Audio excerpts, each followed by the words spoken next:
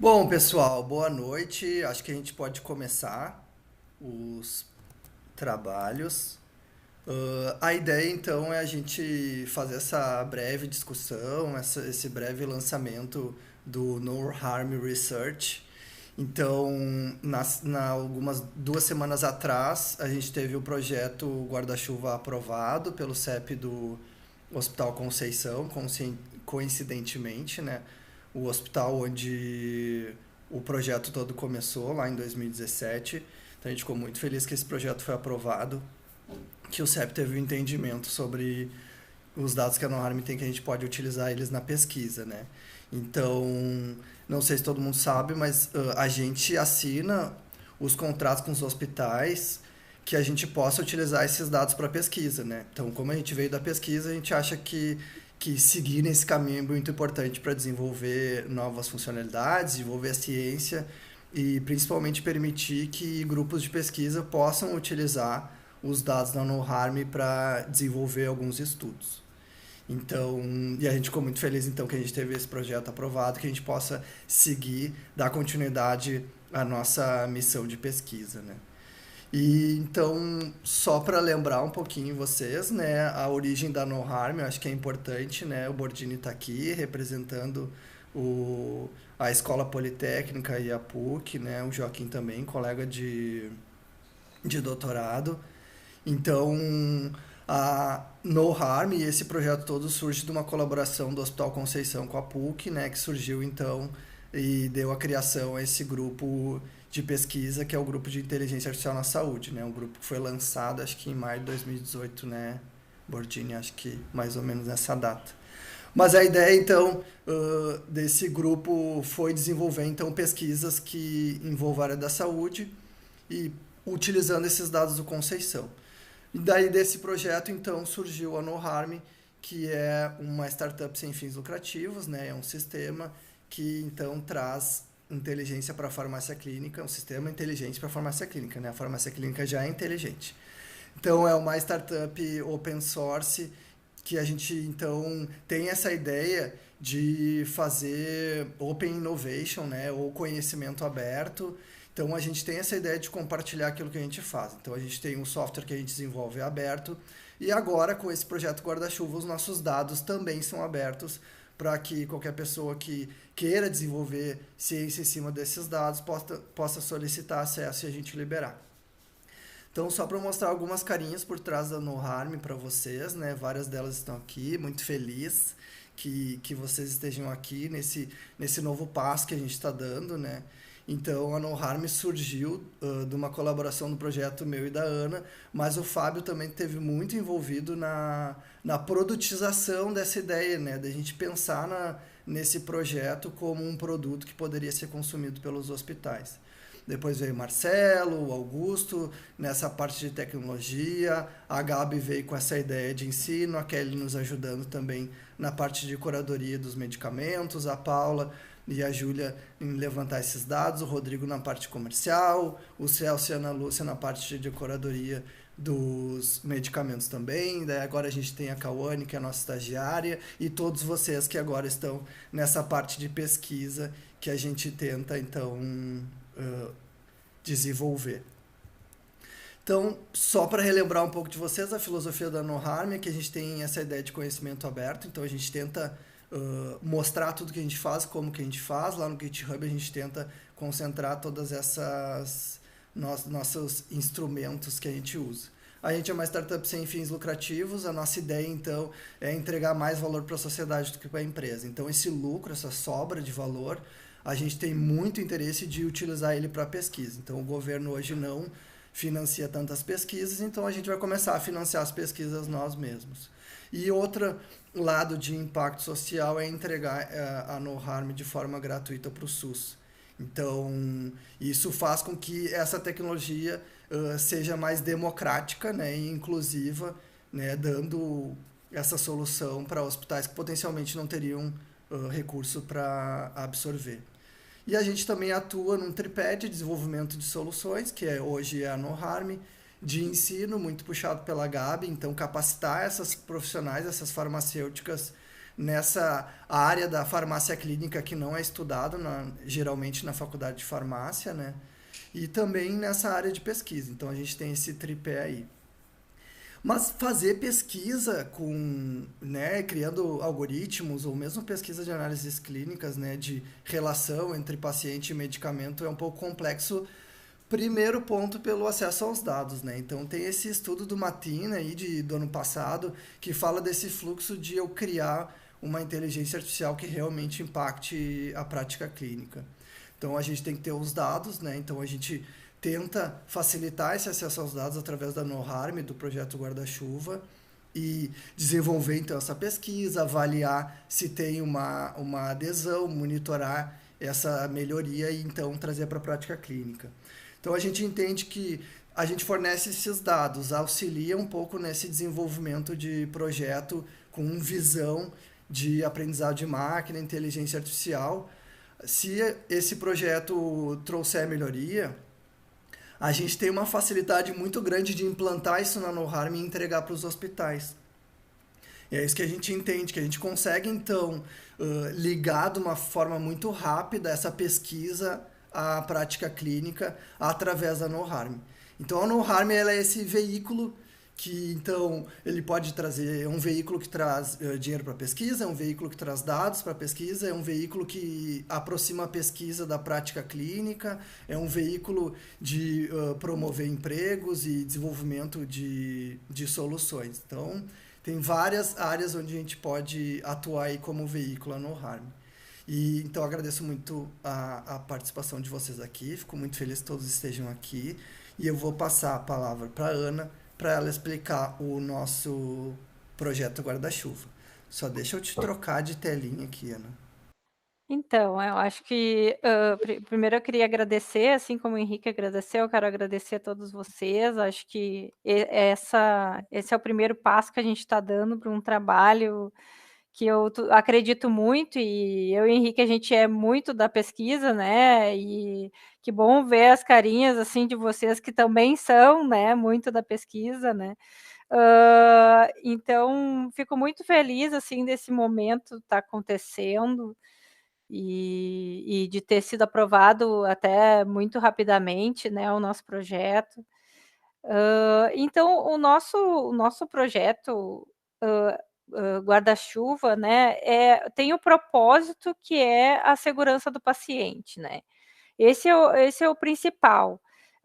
Para isso a gente vai usar de ferramentas que aí a gente tem um pessoal aí bem habilitado para desenvolver, inteligência, né, com aprendizado de máquinas, e a gente vai ser esse especialista, né, o lado da farmácia da clínica, né, nós seremos esse especialista que vai, avaliar se essas funcionalidades ou essas pesquisas fazem sentido na prática clínica, né.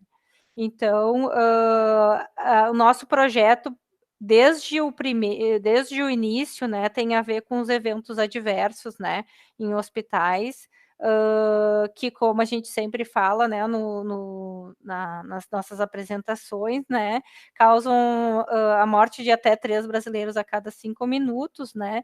Então são eventos que a gente pode, criar barreiras para que esses eventos não, cheguem no paciente, e a NoHarm é uma forma de criar essa barreira, né. A gente tem, várias ferramentas que auxiliam, por exemplo, o gerenciamento de risco, a encontrar esses eventos adversos, né. E uma dessas ferramentas é o IHI, Global Trigger Tool, que essa ferramenta, no momento que a gente criou esse projeto, era o que eu estava utilizando na prática clínica para encontrar eventos adversos no prontuário eletrônico. E a gente via, assim, que é uma coisa insana, assim, né, porque geralmente tu não vai encontrar facilmente esses eventos. Então, sem ter uma ferramenta que encontre e detecte esses eventos, olhando o prontuário eletrônico, automaticamente, é inviável que a gente tenha profissionais olhando isso todo o tempo para encontrar esses eventos adversos. Então esse nosso projeto, e desde o início, né, ele surgiu com esse propósito de encontrar os eventos adversos para a gente criar essas barreiras, né, para que esse evento não chegue no paciente. Para que a gente crie essas barreiras, a gente tem que conhecer, né, as barreiras, os eventos, né, para daí pensar qual barreira que a gente pode colocar para que esse evento não aconteça. Então, esse projeto, ele pode usar diversas informações que tem no prontuário eletrônico para encontrar incidentes. Aí tem erros de medicação, infecção hospitalar. Dentro dos procedimentos, a gente pode encontrar, inclusive, procedimentos fora do padrão também, né? Que a gente conhece alguns trabalhos que mostram, não, mas espera aí, por que tu estás solicitando esse exame, por exemplo, para esse paciente? Não tem é totalmente fora do padrão, assim como a gente encontra uma dose e frequência fora do padrão, a gente pode encontrar procedimentos e exames, solicitações de exames fora do padrão. Para esse tipo de paciente, não faz sentido tu pedir esse exame. E aí tu consegue, por exemplo, reduzir custos dentro de um hospital,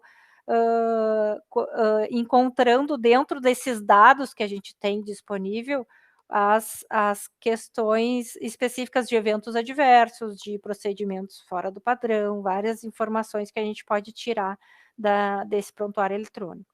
E para isso a gente, então, tem que obter os dados, e essa parte a gente já está alcançando aí, inclusive com autorização, então, do Comitê de Ética. Quer seguir aí, Henrique?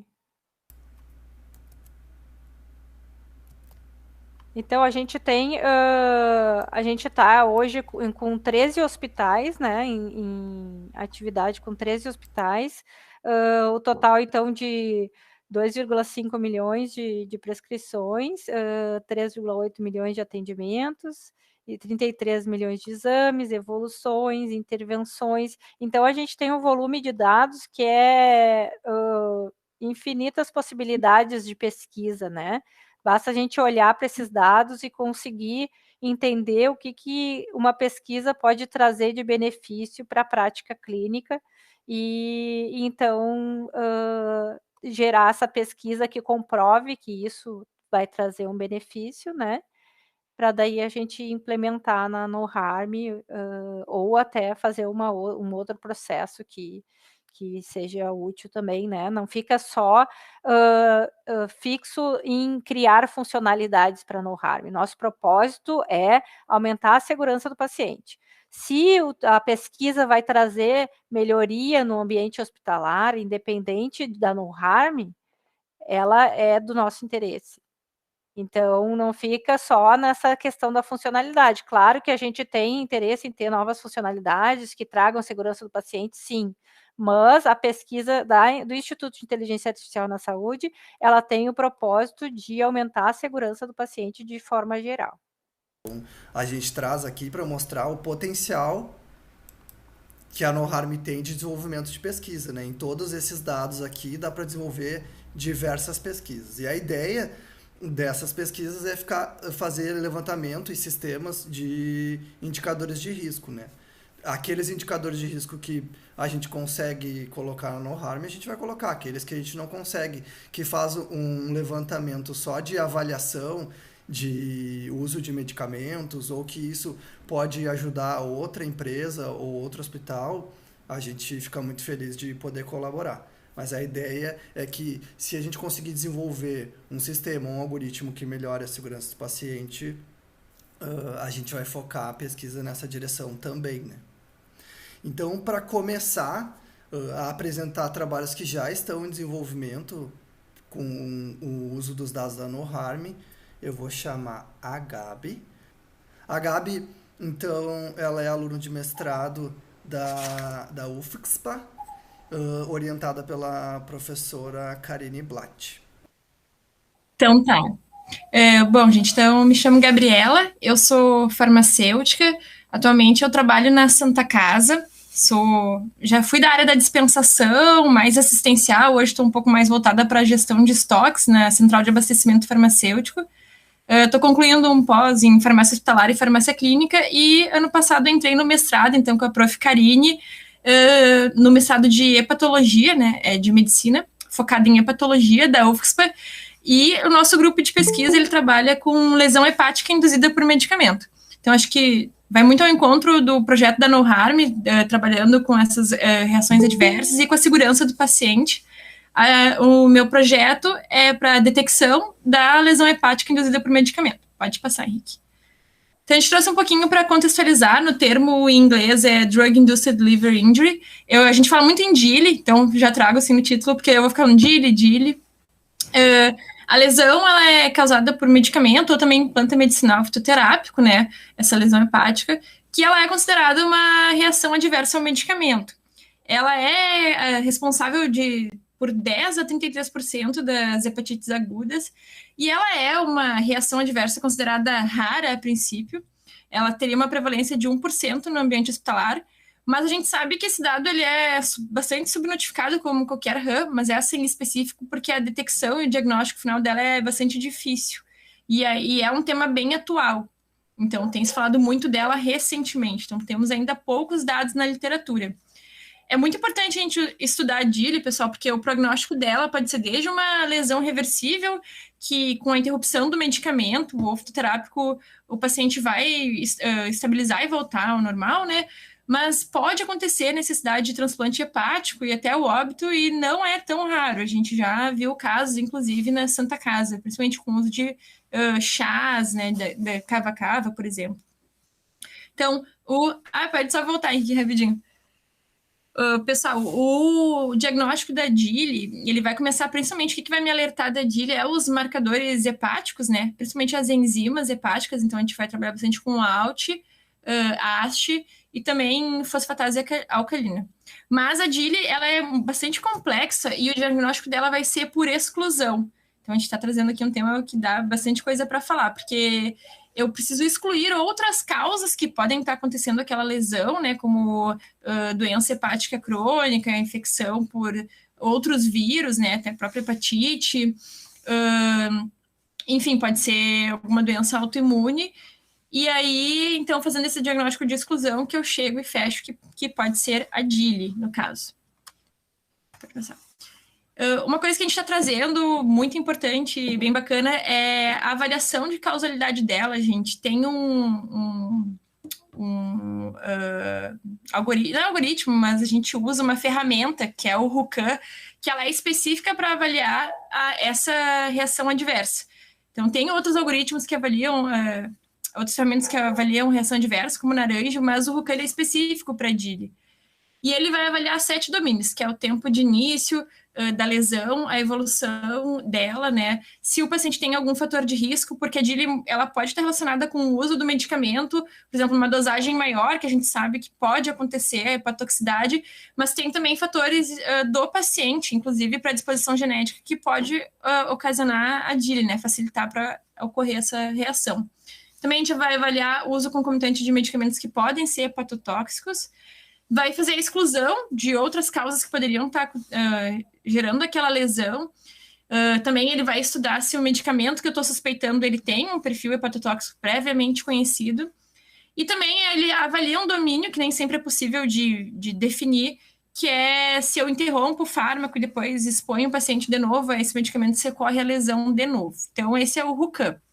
Pode passar.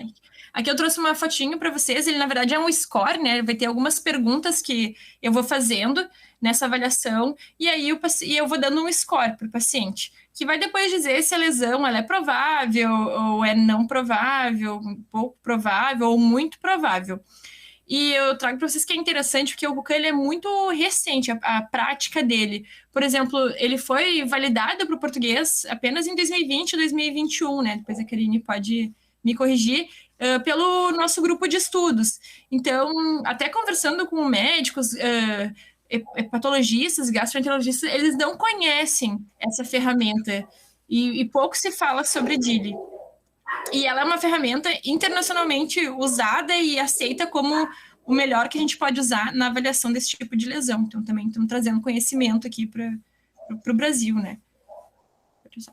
Então, o objetivo do meu trabalho, gente, é elaborar um algoritmo de inteligência artificial como uma ferramenta de predição do risco da lesão hepática induzida por medicamento no ambiente hospitalar, usando então esses dados que a gente agora tem disponível, né?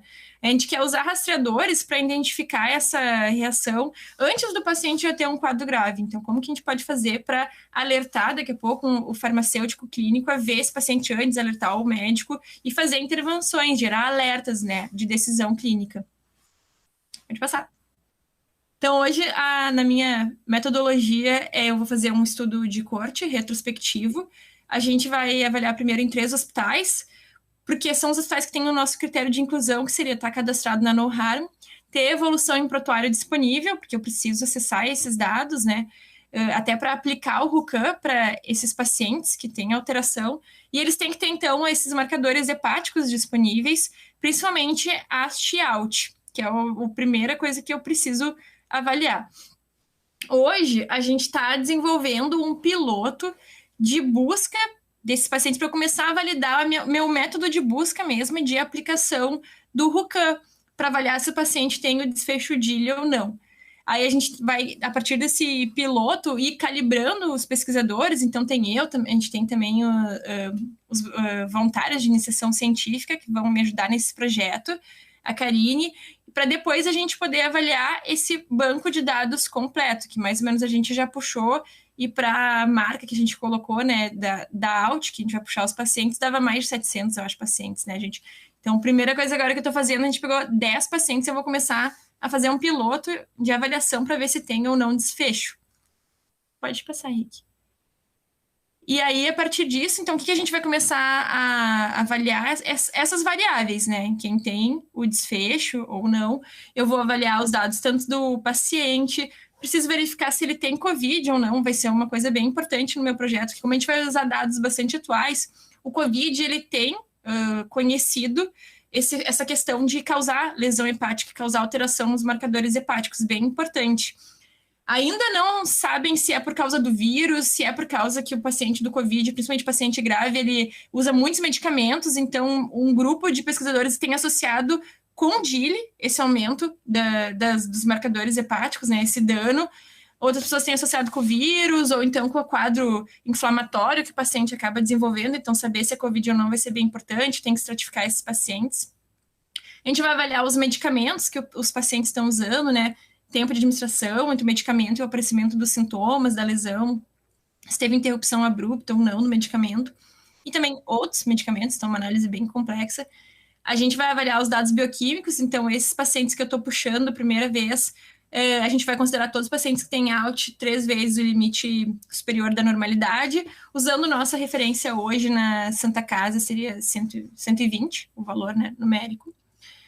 Vou avaliar outros exames desse paciente também, e a gente vai, inclusive, depois buscar nesse prontuário se tem algumas palavras-chave que a gente entende que é importante, né?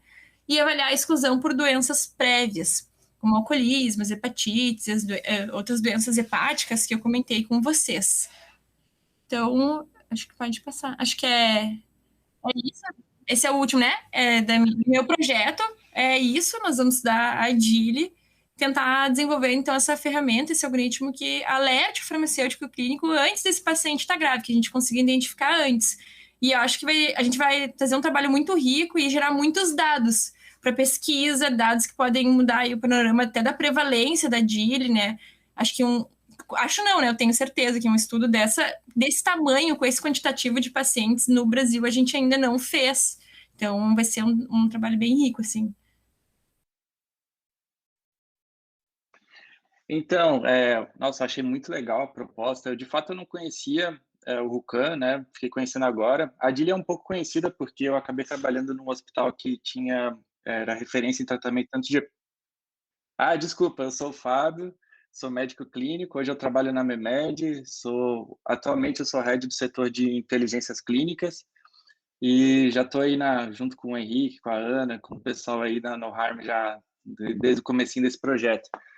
Então, durante a minha residência, eu estudei, né, num hospital que é referência em hepatologia e que também atrai todos os casos de toxicidade, assim, do estado. E eu achei muito interessante, porque eu nunca ouvi falar desse questionário, né, apesar de estar num setor bem especializado. Com relação às variáveis, eu lembro que um dos fatores que a gente avalia além do STLT, num caso de DILI, é o TAP e a albumina, para ter uma noção melhor da função hepática em si. Porque dependendo desses valores, a gente até já encaminhava para um setor de transplante, por exemplo, dependendo da gravidade. Vocês achariam interessante incluir também o TAP e a albumina no estudo? Eu vi que não faz parte ali do RUCAM, mas talvez para trazer algum outro tipo de insight, enriquecer o algoritmo, uma sugestão à parte aí. A gente pode avaliar esses dados, Fábio. Ele acaba não sendo, ele não entrou assim como rastreador, porque quando eu vou puxar um paciente de DILI, eu não puxo por esses exames, acabaria aparecendo outras coisas, né? O principal seria esses marcadores. Mas quando eu já tenho esse paciente, ela com certeza, esses dados vão entrar na minha análise, eles vão ser o que vai puxar o paciente. Mas depois que a gente já desenvolver o algoritmo e for avaliar as variáveis, com certeza pode entrar na análise para enriquecer e avaliar o paciente. Muito bom, Gabi. Obrigado pela exposição. Acho que faz muito sentido o teu trabalho.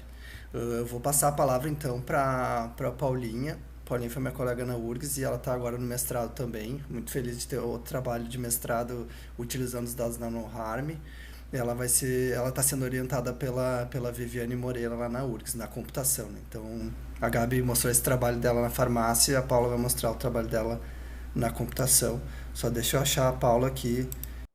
Beleza, então eu sou a Paula, eu sou formada em Ciência da Computação e trabalho com desenvolvimento de software no SERPRO. Não trabalho com nada assim relacionado à área da saúde, só tenho muito interesse. Então, eu comecei esse ano o mestrado, minha orientadora é a professora Viviane. E aí, no meu mestrado, eu estou desenvolvendo essa pesquisa de fazer a predição de intervenções na farmácia clínica. Então, um dos eventos adversos, né, que, como a Ana falou antes, que é bastante importante, são as prescrições de medicamento errados, né, com algum problema. Então, essas prescrições, elas são revisadas pela farmácia clínica nos hospitais, e é um trabalho bastante demorado, assim, bastante custoso, em que elas revisam, né, as prescrições para poder identificar algum possível problema e aí notificar para que seja revisado. Então, é um processo bastante demorado, ele é bastante custoso, e ele nem sempre é fácil de reproduzir, porque tem uma interpretação humana, né, uma interpretação da pessoa que está olhando. E aí, o objetivo do meu trabalho, então, é usar algoritmos de machine learning para tentar predizer essas intervenções a partir dos dados do contexto, assim, que a medicação foi prescrita. É um problema, assim, bastante difícil, porque eu tenho um dataset, então, que é bem desbalanceado. Ele tem a grande parte das intervenções, elas estão ok, mas tem esse número que tem algum problema. Então, ele percentualmente é um número bem menor. Então, é uma das coisas que eu estou tendo que trabalhar é com esse desbalanceamento da base. E as intervenções, elas podem ter ser classificadas de várias formas. Elas podem ser de acordo com a orientação da medicação, ou de acordo com algum exame que está relacionado com o paciente, de acordo com algum dado do paciente, se ele tem alguma alergia. Pode ser alguma coisa de dose ou da frequência do próprio medicamento. Ela pode ter algum problema com relação aos outros medicamentos da mesma prescrição. Então, tem vários dados assim que a gente pode olhar dentro do contexto para tentar identificar.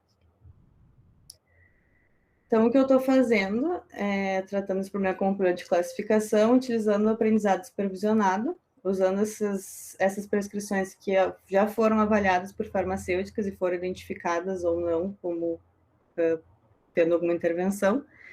E aí, então, eu peguei alguns atributos das prescrições, como a dose de frequência, alguns atributos do paciente, idade, sexo, enfim, alguns exames e algumas informações sobre os medicamentos, né, características do medicamento, então a dose máxima, e aí utilizando algoritmos de classificação para tentar identificar se essa prescrição vai ter ou não uma intervenção. Pausa dramática.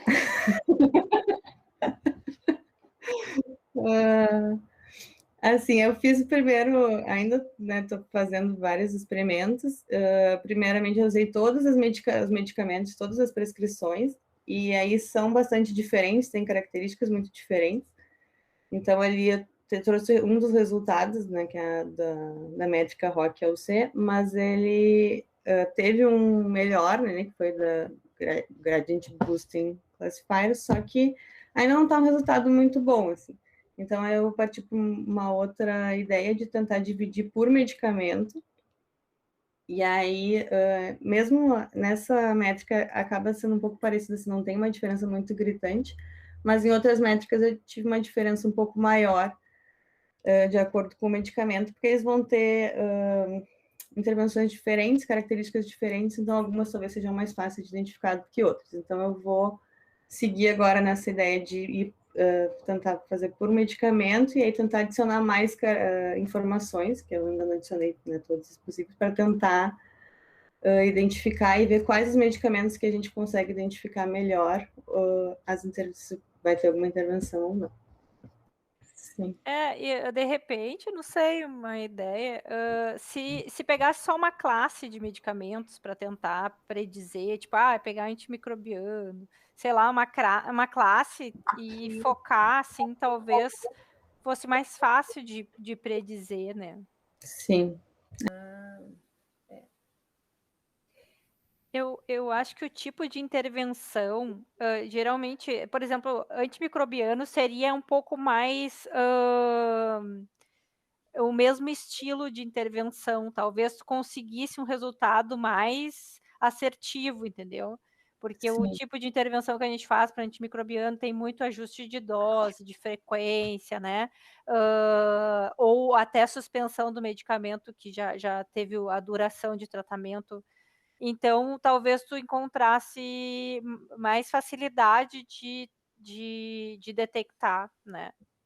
Legal, vou eu acho que talvez a gente possa pensar, não sei, vou pensar alto aqui. As intervenções da farmácia clínica podem ser ou por questões administrativas, protocolos, sei lá, questões assim, né?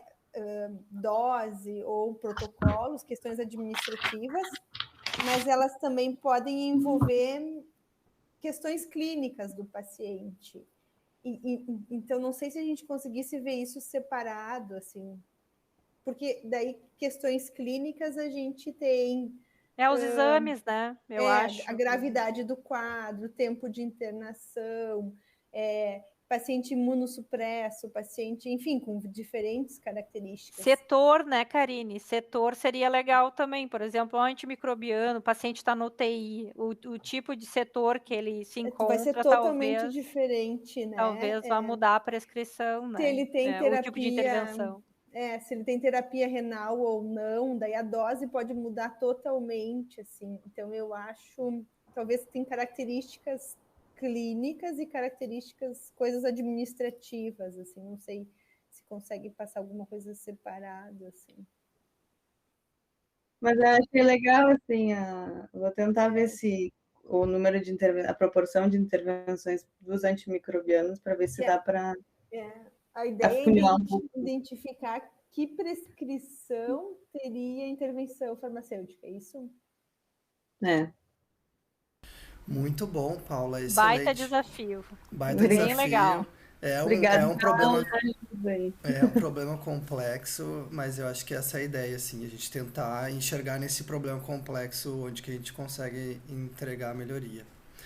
Então, vou passar a palavra para o Fernando. O Fernando é um aluno da medicina da PUC, está na graduação, mas ele, então, é voluntário aqui do Instituto nessa parte de pesquisa, está fazendo iniciação científica, então, na No Harm, sendo orientado aí mais pelo Diego Falsi também, a Paula ajuda muito o Fernando na extração dos dados. Então, a ideia do Fernando é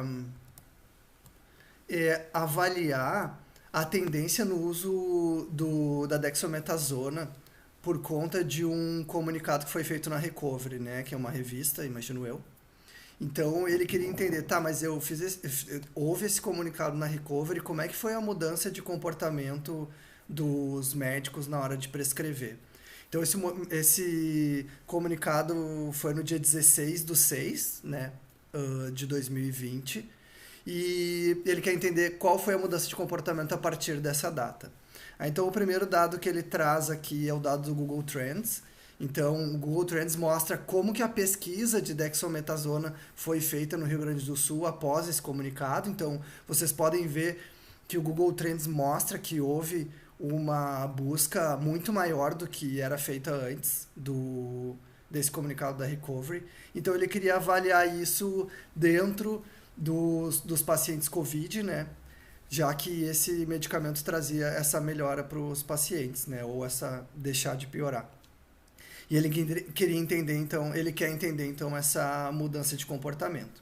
Então, a Paula levantou os dados para o Fernando do uso da dexametasona e outros corticoides em setores COVID e não COVID, e ele chegou nesse resultado. Então, aqui mostra que nos setores COVID houve um aumento muito grande da prescrição de dexametasona nesse período, a partir da divulgação desse comunicado da Recovery. Então, mostra que na tendência do uso desse medicamento houve uma alteração muito grande. Ou seja, os médicos estão atentos a essas publicações para fazer uso desses medicamentos que houve essa descoberta nova de uso dele principalmente para pacientes COVID, né? E outra análise que ele fez foi com relação ao uso de corticoide em geral, em setores COVID e não COVID. Então, aqui também mesmo, outros corticoides tiveram um aumento o uso em setores COVID e não COVID. E com relação a especificamente quais corticoides foram utilizados, nesse gráfico o Fernando traz, então, que o uso da dexametasona aumentou absurdamente depois desse comunicado em relação aos outros corticoides. Então, aquele gráfico onde mostra todos os corticoides, a dexametasona é o que foi mais utilizado, porque nos estudos mostrou que havia uma melhora para esses pacientes. Então, para vocês verem, um uso de dados da No Harm, que não necessariamente é na direção de desenvolver um algoritmo para predição de alerta, mas é para o entendimento de como que esses medicamentos estão sendo prescritos, né? Então, é uma avaliação da prática clínica desses dados que a gente tem e entender como é que está sendo a tendência nesse uso. Quem levantou a mão? Não, eu queria saber como é que tu isola cofatores, né? Não isola. Aqui Como é que tu... na verdade, então, ele está levando em consideração essa data e esse período, e ele está fazendo a comparação desse medicamento com outros medicamentos parecidos então, como é que ele isola esse fator, né? É que esses outros medicamentos não houveram alteração e esse medicamento que foi publicado nessa pesquisa houve uma alteração muito significativa, né? Com relação a outros medicamentos. Então, acho que essa é uma maneira de isolar. E outra maneira de isolar é essa comparação entre setor COVID e não COVID. E ele está fazendo a avaliação também de setor UTI e setor não UTI, para fazer essa comparação, sugerido pelo professor Diego Falsi. Então, são maneiras de eu trazer diversas análises, né, desse uso do medicamento para tentar isolar esses fatores. Diga, Karine. Achei fantástico isso. E até tem uma ideia de um outro trabalho que hoje uma pessoa me procurou porque ela queria ver o aumento do uso dos antibióticos com o Covid. E daí que a gente sabe que aconteceu, né? E ao mesmo tempo tem uma falha de mercado, né? Então também aumentou o uso de antibióticos mais caros pelo fato de falta de medicamento, né, de antibióticos disponíveis. Assim. E isso, eu queria entender um pouquinho mais esse percentual ali que está, é o percentual das prescrições? Sim, acho que ele fez do total de prescrições que tinham nesses setores para as prescrições que tinham esse medicamento. Tá, entendi. Legal. E daí tem como a gente estimar justamente dose do medicamento, que dose foi utilizada, tempo, tudo isso. Sim, teria como fazer essa avaliação. Ele fez a avaliação específica de se esse medicamento foi prescrito ou não nessa prescrição. Né? Ele poderia fazer outras análises, né? Potencialmente. Assim, realmente, assim, a dexametasona foi um dos poucos medicamentos que se verificou evidência de trazer benefícios para o paciente COVID. E uma vez a gente fez uma reunião com uma médica da UTI da Santa Casa, e a Danusa, e ela justamente disse assim, não, a gente aqui tenta evitar ao máximo o uso da hidroxicloroquina e a gente segue o protocolo de usar a dexametasona, assim. Então dá para ver bem a questão até, né, dessa segmento de protocolos, né? Não sei se eles tinham um protocolo institucional, mas a fala dela me lembrei muito quando tu apresentou aqui. E ela era chefe, não sei se é chefe, mas uma das lideranças da UTI Covid, assim. Mas bem interessante, um trabalho que vai numa outra direção, assim, de análise de tendência, na análise de protocolo, análise de uso, né? Que eu acho que dá para desenvolver bastante coisa em cima dos dados que a gente tem no know-how. E outro estudo, então, que a gente desenvolveu, que o Joaquim desenvolveu, orientado pela Renata, pelo Fábio Tabalipa e pelo Henrique, foi esse estudo de anonimização. Joaquim, se puder dar um oi aí para tu aparecer na minha tela. Oi. Aí, apareceu. Tá contigo, Ok. Tá contigo a palavra aí, Joaquim. Então, tu pode passar para o outro slide, Henrique. Pronto. Bom, esse trabalho, ele é um trabalho que dá continuidade do que eu já vinha pesquisando no meu mestrado, que é sobre reconhecimento de entidades nomeadas, e basicamente é uma tarefa de processamento de texto em que você tem que identificar nomes de pessoas, nomes de organizações, de locais, determinados nomes num corpus, né, num texto, num dado texto. E não necessariamente só pessoa, local, organização, pode ter outras categorias, por exemplo, de geociências, de processos, pode ser categorias de biomedicina, enfim, é uma tarefa muito ampla. Então, essa tarefa, ela é muito, muito importante na hora de se fazer a anonimização de dados. Quando nós temos uma fonte de dados imensa, né? Imagine só para como é um trabalho gigante você fazer uma anonimização de um banco de dados de milhões de prescrições, de evoluções. Então, isso é um trabalho enorme. E daí, uma abordagem para se fazer isso de uma forma automática é justamente utilizando técnicas de reconhecimento de entidades nomeadas. Nesse trabalho, nós utilizamos uma técnica que eu já vinha estudando no meu mestrado, que é uma técnica que consiste no uso de redes neurais, né? Mas aí, para que a gente possa usar redes neurais, volta Henrique, desculpa. Para que a gente possa usar redes neurais, nós precisamos passar exemplos para essa rede neural, para que essa rede neural aprenda o que são nomes de pessoas, para que essa rede ela tenha um modelo no final e esse modelo ele consegue me dizer os nomes de pessoas em um dado texto de língua portuguesa, né? Mas eu preciso passar exemplos para ele entender o que são nomes de pessoas. E nós utilizamos basicamente dois corpora para poder fazer, para poder passar esses exemplos para a nossa rede neural, que é esse EHR Names, que é um corpus especificamente feito de evoluções, e aí os nomes das pessoas estão marcados nesse corpus, e aí nós conseguimos passar como exemplo. E nós também fizemos alguns exemplos, alguns experimentos com o AREM. O AREM é um corpus é muito tradicional no reconhecimento de entidades nomeadas. É um corpus já de domínio jornalístico, tem entrevistas e coisas desse tipo, é um domínio mais geral, mas tem nome de pessoas também nele. Então, adiante, a gente vê o nosso modelo de rede neural para classificação de token. O que é uma classificação de token? Basicamente, é uma classificação de palavras. Eu tenho uma rede neural que ela aprende a classificar palavra por palavra, e ela vai dizer se cada palavra que passa por ela vai marcar uma tag dizendo se aquela palavra ela é um nome ou não é um nome, ou se é uma continuação de um nome, de um nome de uma pessoa.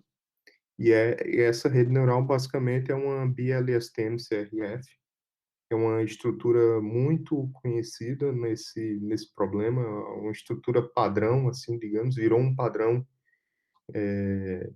de modelo neural para se fazer resolver essa tarefa.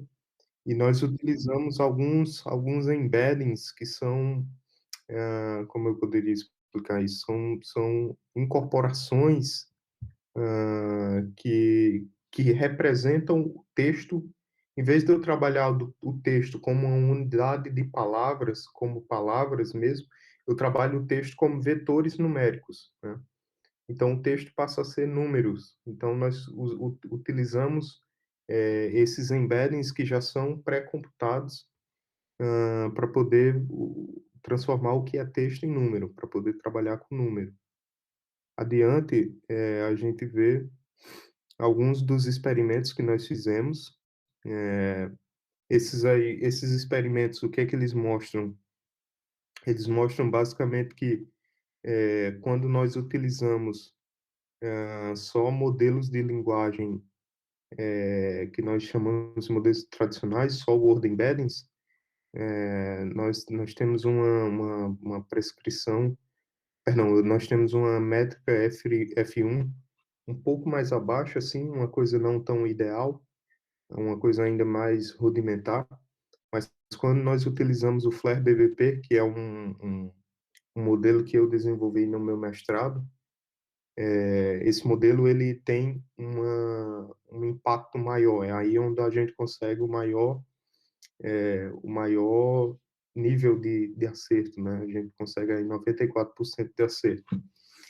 Esse tipo de modelo, ele impulsiona os resultados, porque ele trabalha de uma forma muito interessante. Ele é um embedding contextualizado, que nós chamamos. O embedding contextualizado nada mais é do que um tipo de vetores que se adaptam ao contexto. Então, eu estou escrevendo lá a prednisona e o modelo vai se adaptar quando ele vê a palavra prednisona, ele vai se adaptar àquele contexto e ele consegue carregar incorporações que são relacionadas, por exemplo, a outras palavras que são semelhantes à prednisona. Então, é um modelo contextualizado. Adiante, a gente tem alguns resultados. Esses resultados são bem interessantes porque nós fizemos um experimento. Nós fizemos, na verdade, muitos experimentos em que nós estávamos buscando qual era a melhor partição do corpus que nós iríamos utilizar. Então, eu tenho, por exemplo, nós dividimos o corpus em 18 partes, e a partir da parte 19, nós começamos a adicionar o harém. E isso resultou que a gente viu, depois dos experimentos, que os pedaços aí entre o corpus, a partir do pedaço 10, 11 e até o 12, eles conseguem resultados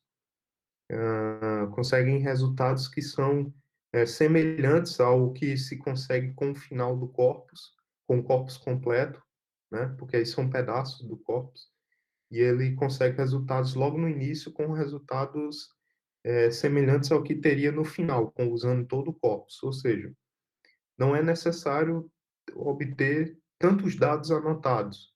E dados anotados é um recurso caro, né? É um recurso que demanda pessoas e demora muito tempo.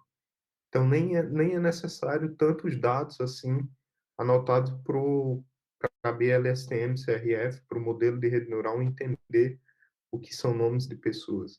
Se a gente tivesse aí praticamente metade desse corpus, a gente já conseguiria um resultado razoável. E o que quer dizer também que quando nós adicionamos o AREM, ele não tem melhoria. Ou seja, adicionar mais nomes de pessoas não provoca melhorias no modelo. Chega um momento ali que acontece uma estagnação e para. Uma pergunta meio genérica, se vocês pensarem em usar Transformers. O uso do Transformers, eu vou responder, tá, Henrique? Vai lá, Não claro. sei se tu queria. Eu não sei responder. O uso do Transformers é uma questão mais nessa altura do campeonato, o Flare e o Transformers do BERT, por exemplo, eles estão empatados, né? Assim, é muito pouca a diferença do que um consegue e do que o outro consegue. Mas a nossa experiência, como a minha experiência era mais com o Flare, utilizando esse tipo de rede neural, nós decidimos investir nesse tipo de rede neural. Mas sim, isso é completamente factível utilizando o BERT. Nós temos um BERT já em português, um modelo muito bom, por sinal. E nós temos já também um BERT CRF que trabalha com reconhecimento de entidades nomeadas para o português. E que promove resultados semelhantes como esses também. Mas é uma ideia.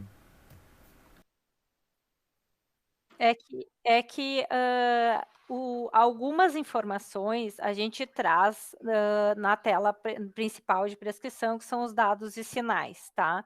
Mas dentro do texto, a farma que está avaliando o contexto todo vai precisar ler o texto todo, né? Então, a gente precisa que retire os nomes para que garanta que a gente não caia nos dados sensíveis da LGPD.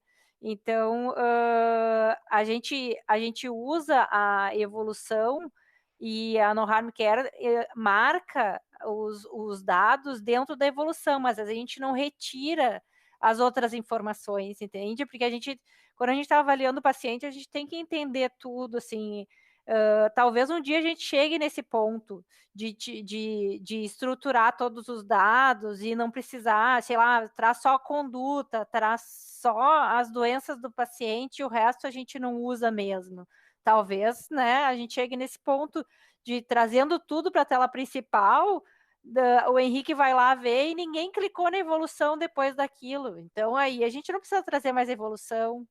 E aí sim a gente não precisaria anonimizar, né? Mas isso ainda a gente não chegou nesse ponto. Quem sabe a gente chega lá. Mas é sensacional esse trabalho. Meus parabéns, Joaquim. Acho que traz um valor assim muito importante, não só para a ferramenta, mas para a gente conseguir, dentro do hospital, com poucas farmacêuticas, a gente trazer a segurança para o paciente de uma forma mais automática, assim, que a gente consiga mais efetividade no trabalho da farmácia clínica, e isso traz mais segurança para o paciente, né? Então, eu acho, assim, sensacional. Meus parabéns. É isso aí, complementando a fala, Henrique, é uma tendência mundial, assim, o Data Lake anonimizado, né? As maiorias das empresas que trabalham com inteligência artificial, a Amazon é um exemplo, o que cai para os analistas analisarem, né, na sua data warehouse ou qualquer outro silo de análise que eles possuem, já cai tudo anonimizado, né? Até quando você vai ver as inteligências do Google, o próprio Marcelo citou o Google Trends, as tendências não mostram números absolutos. Quando você olha em no Google Maps, por exemplo, aqueles horários de pico e de visita, tudo aquilo passa por técnicas de anonimização, né, para justamente não comprometer os dados pessoais das pessoas. Então, empresas de tecnologia assim, do mundo todo estão investindo nisso e como a LGPD é muito recente ainda no Brasil, né, a gente não tem muitas soluções que fazem isso para o português do Brasil e muito menos soluções que trabalham com corpora de textos clínicos, né? Então, de fato, um grande avanço, assim, um trabalho como esse para o nosso ecossistema. Então, a NoHarm quer ser um data lake anonimizado. Se eu quero trazer as evoluções para a NoHarm, eu tenho que trazer elas anonimizadas. Então, esse processo de anonimização ocorre dentro do hospital. Em nenhum momento esse dado chega na NoHarm sem estar anonimizado. Porque a gente quer garantir essa política de dados que só entram na NoHarm dados anonimizados. Então, ele chega na NoHarm anonimizado e isso permite, então, que eu possa olhar essa evolução com uma nova ferramenta, que é a NoHarm Care, e trazer os indicadores de risco para as farmas. Certo? Muito obrigado, Joaquim. Muito obrigado, na verdade, a todos que apresentaram os trabalhos. Só para fazer um fechamento, né, desse projeto, né? Então, esse projeto hoje conta, além da NoHarm, do Instituto, com mais 4 universidades, a UFSC com o trabalho da Gabi, a PUC com o trabalho do Fernando, a URGS com o trabalho da Paulinha, faltou Évora aqui, né, com o trabalho do Joaquim, e a Kelly também vai começar a desenvolver o trabalho, ou enfim, em algum momento vai desenvolver o trabalho lá pela USP, também utilizando os dados da NoHarm. Qual é a ideia, né, que a gente colocou no início é que a NoHarm ela seja um veículo, né? Ela é um veículo de melhoria de segurança do paciente, ela é um veículo de pesquisa e ela também é um veículo de transformação dessa inovação para gerar impacto na saúde de uma maneira mais curta, né? Ao invés de eu desenvolver essa pesquisa e depois eu esperar que a indústria absorva essa pesquisa para transformar a qualidade assistencial, a NoHarm é esse veículo também de transformação. E a gente espera, né, num curto espaço de tempo, também ser um veículo de financiamento de pesquisa, né, de abrir editais onde diversas áreas, além de fornecer os dados, a gente fornecer, então, esse financiamento onde os estudantes vão poder desenvolver esses trabalhos. Quando não conseguem, então, o financiamento da CAPES CNPq, a gente poder desenvolver esse trabalho com o financiamento da própria NoHarm. Então, eu agradeço muito essa discussão rica que foi, com os trabalhos de todos. Acho que foi muito interessante a gente fazer esse momento, né, esse kick-off aí da NoHarm Research, também para todo mundo conhecer o trabalho que está sendo desenvolvido, né? Acho que isso inspira outros trabalhos e toda a discussão que foi feita também vai inspirar os alunos que estão desenvolvendo os trabalhos deles. Então, muito obrigado pela presença de todos.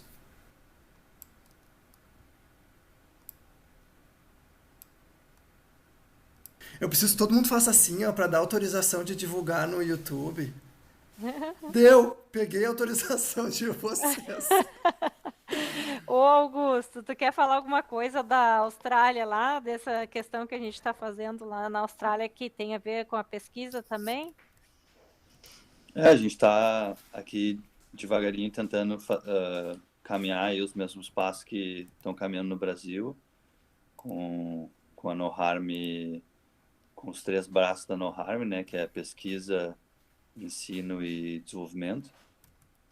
E a gente está começando, então, eu estou conversando com alguns professores aqui de universidades da Austrália para tentar fazer colaboração de pesquisa.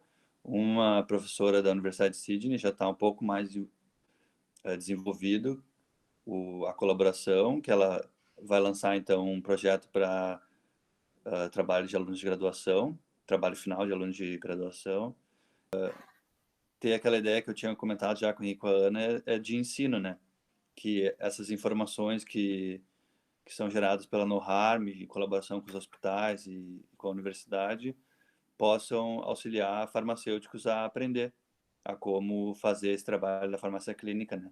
Já que a NoHarm tem esses dados e poderia, então, os estudantes aprender através de dados históricos de farmacêuticos que fizeram as anotações, né? As intervenções nas prescrições, os alunos poderiam, então, aprender. Então, todo esse ensino e toda essa pesquisa e desenvolvimento de produto da NoHarm também pode fomentar o ensino de farmacêuticos, né? Boa noite! Boa noite! Boa noite. Bom dia. Pessoal.